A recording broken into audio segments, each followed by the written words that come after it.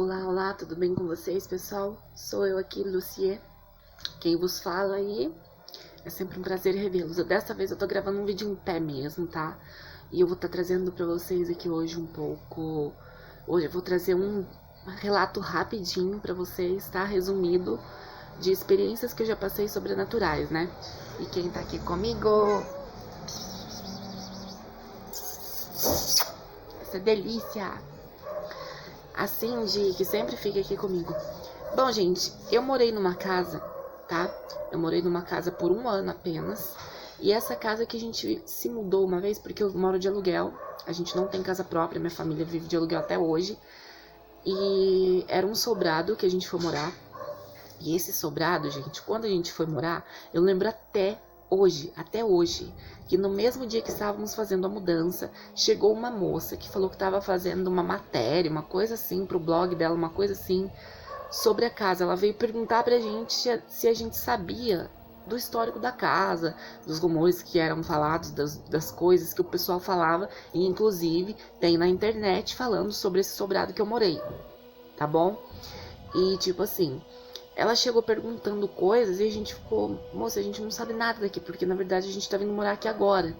Ela, tá, é porque eu tava fazendo uma pesquisa e tal, e eu queria saber se vocês sabiam das coisas que aconteceu aqui, porque tem relato disso, disso, disso.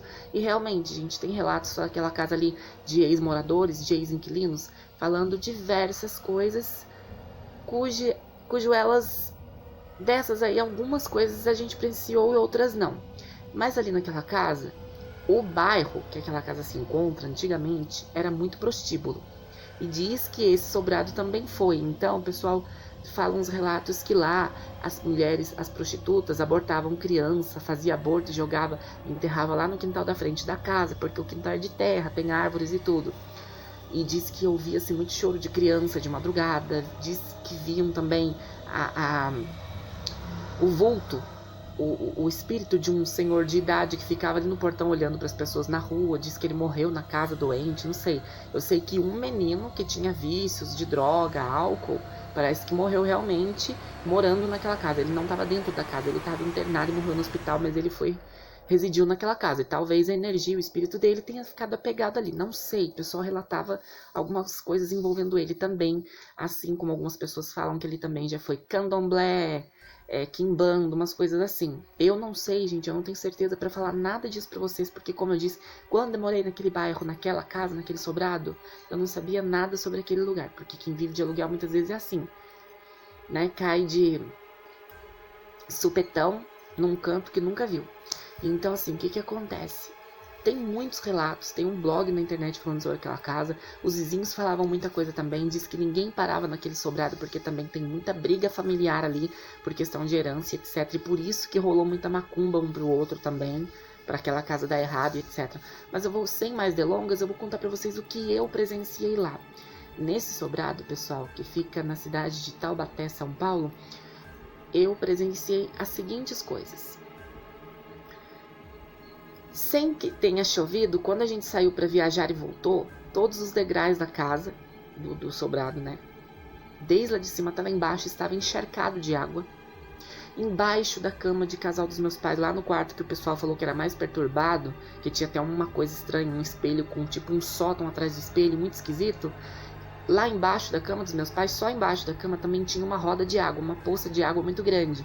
E não tinha explicação, porque não passa cano ali, não choveu nem nada. Perguntamos para todos os vizinhos e tudo, não choveu. Ali não passa encanamento, não tem explicação aquela água que apareceu. Outra coisa, eu lembro que foi em época de carnaval. Era lá para as 2 e pouco da madrugada, eu tinha parado de assistir SBT. E o que aconteceu? Assim que eu desliguei a TV, né, porque apareceu aquela tela colorida, antes de eu desligar a TV, começou uns batuques estranhos. Eu não sei se era ensaio de carnaval, o que era, se era alguma religião passando lá por perto, atrás da minha casa. Sei que um batuque começou, um batuque muito estranho, e durou um bom tempo. E conforme eu fiquei escutando esse batuque, prestando atenção, entraram uns sussurros pela janela fazendo... Aí foi na minha televisão, deu uma interferência na TV e saiu. Sabe, assim, pela janela. Aí foi onde eu desliguei a televisão, mas deixei a luz do meu quarto acesa e fiquei lá orando para dormir. Fazendo minhas orações para tentar dormir bem. Porque aquilo me deixou assim transtornada. E nisso, Depois dessa questão do carnaval, a gente também chegou a passar umas coisas estranhas. Eu lembro que uma vez não tinha de onde, e tipo assim, eu fechei a porta do meu quarto e coloquei umas coisas escoradas nela pra ela se manter fechada, né? Ela deu uma abrida, né? Ela fez uma pequena abertura que eu não entendi. Eu ainda saí pra perguntar, pai, mãe, tem alguém querendo entrar, né? Não tinha ninguém. E deixa eu ver se eu lembro mais coisas, assim, que realmente eu lembro que lá, gente, agora eu lembrei das partes mais pesadas. Eu tenho um familiar que ele tem vícios, né? E eu lembro que naquela casa foi a casa que ele mais passou por perturbações, por decaídas. A gente teve muito problema com ele. Ele deu muito trabalho naquela casa, esse meu familiar que tem vícios. Lá ele era perturbado. Ele reclamou que não conseguia dormir direito lá, ele nunca quis contar o porquê. A minha tia, uma vez que veio de Minas para dormir nessa casa, que foi dormir lá com a gente, ela também relatou que não se sentiu bem, que sentiu uma presença estranha, uma energia pesada e não conseguiu dormir bem. A minha amiga que foi dormir em casa também falou a mesma coisa. A gente que já estava lá, como também eu e minha mãe somos pessoas de muita fé, a gente fazia muita oração, então eu não percebia muita coisa, gente. Tirando essa questão do dia do carnaval, que aconteceu aqueles sussurros que foram até a TV e voltaram, eu não tenho muito o que falar, porque eu, graças a Deus, tinha paz apesar de tudo. Já tive uns pesadelos estranhos naquela casa, mas isso a gente pode ter em qualquer lugar. Agora, assim, que aquela casa era estranha, ela era, viu? Porque assim, aquele quintal era esquisito, à noite a sensação de olhar pra ele não era boa. A porta de entrada da sala da casa é uma porta muito esquisita. Tem umas coisas trabalhadas na madeira que remete a umas carrancas, umas coisas bem estranhas que eu não sei explicar. E aquele sótão que tem lá em cima no quarto também, que é uma suíte, é muito esquisito, muito esquisito. O pessoal, quando via, não gostava, eu mostrava assim pros meus amigos às vezes, né? Pensando, nossa, que legal, né? Tipo, eles, credo, que estranho, o que é isso?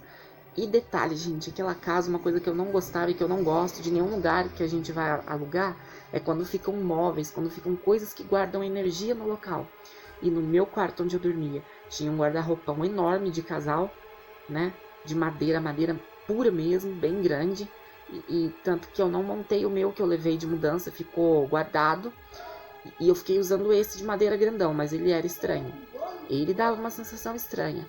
Além desse, lá embaixo também no quarto, que era uma sala na verdade, que foi improvisado um quarto para que ficasse meu irmão e minha cunhada, também tinha um guarda-roupão desses fixo que não saía por nada, né? Ele é fixo mesmo, não tinha o que fazer. E não era bem um guarda-roupa, lá era na verdade um armário bem grande mesmo, que serviu de guarda-roupa, que também era madeira pura. E óbvio que também aquele objeto tinha muita energia armazenada ali. Sei que aquela casa tinha uma energia estranha assim. A gente passou por muito conflito lá, por muito desentendimento familiar, sabe? Umas coisas que a gente nunca tinha passado antes começaram lá. E era um casarão muito desagradável, né? Era um sobrado bem desagradável. Posso dizer que esse um ano que eu passei lá eu não gostei. A casa era extremamente quente também, desconfortável, sabe? E, nossa, foi uma casa assim que eu não gostei de morar. Foi uma fase da minha vida também que foi temporária da gente ficar lá devido à situação e não foi nada bom. A gente não tava passando por uma situação financeira boa, mas aí ainda tudo isso para ajudar, né?